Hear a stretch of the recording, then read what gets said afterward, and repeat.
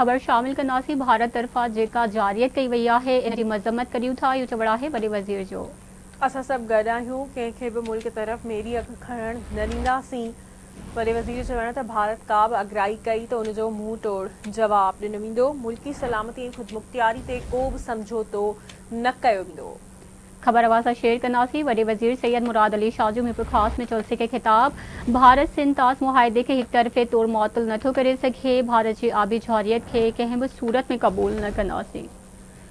बिलावल भुट्टो ज़रदारी वज़ीर आज़म सां मुलाक़ात करे मसइलो हल करे छॾियो हो।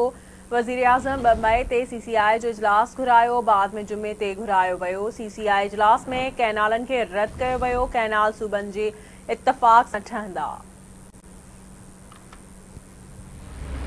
ख़बर अवां सां शेयर कंदासीं। अहम ख़बर आहे भारत तरफ़ा जेका जारियत कई वई उन जी मज़म्मत करियूं था। असां सभु गॾु आहियूं, कंहिंखे बि मुल्क तरफ़ मेरी अखि खणणु न ॾींदासीं।